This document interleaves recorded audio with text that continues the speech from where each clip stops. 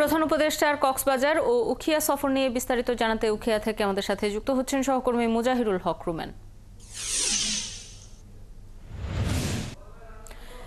Rumen, উখিয়ায় আসার পর কি কর্মসূচিতে অংশ নেবেন প্রধান উপদেষ্টা এবং এইসব আনুষ্ঠানিকতার প্রস্তুতি কেমন দেখছেন?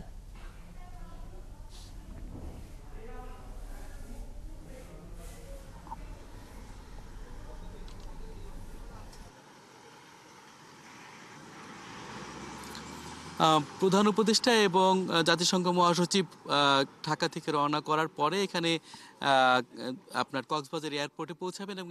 কক্সবাজার এয়ারপোর্টে পৌঁছানোর পরে আপনার প্রধান উপদেষ্টা সেখানে নতুন এয়ারপোর্ট পরিদর্শন করবেন এবং আরেকটি অনুষ্ঠানে যোগদান পরে তারা দুইজনই হচ্ছে উখিয়ায় আপনার রোহিঙ্গা ক্যাম্পে আসবেন এবং এইখানে একটি লার্নিং সেন্টার পরিদর্শন করবেন,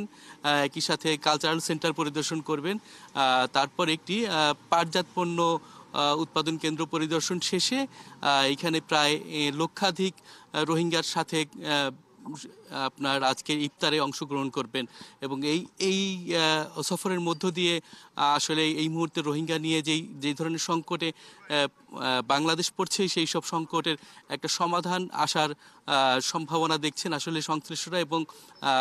এই পুরো আলোচনার মধ্য দিয়ে হয়তো আমরা জানতে পারবো যে আসলে ভবিষ্যতে আসলে রোহিঙ্গাদের এই মুহূর্তে তাদের আপনি জানেন যে যুক্তরাষ্ট্রের সরকার পরিবর্তনের সাথে সাথে আসলে রোহিঙ্গাদের মাথাপিছু যে খরচের পরিমাণটা সেটা কিন্তু প্রায় অর্ধেকেরও কমে নিয়ে আসার অবস্থানে আছে আসলে বিশ্ব খাদ্য সংস্থা। কারণ হচ্ছে এই অর্থ পূরণ না করা গেলে এই মুহূর্তে আপনার যে ধরনের বিপর্যয়ের মুখে পড়তে পারে রোহিঙ্গাদের স্বাস্থ্য, শিক্ষা এবং অন্যান্য সর্বদিকের খরচগুলো, সেই সংকট মেটাতেই হয়তো বাংলাদেশের আপনার প্রধান উপদেষ্টা এবং জাতিসংঘ মহাসচিবের মধ্যে যেই আলোচনা হবে সেই আলোচনার মধ্যে দিয়ে একটা সুষ্ঠু সমাধান আসতে পারে। খবর রাখতে থাকুন রুমেন, নিশ্চয়ই ফিরবো আবারও আপনার কাছে। ধন্যবাদ যুক্ত হবার জন্য। দর্শক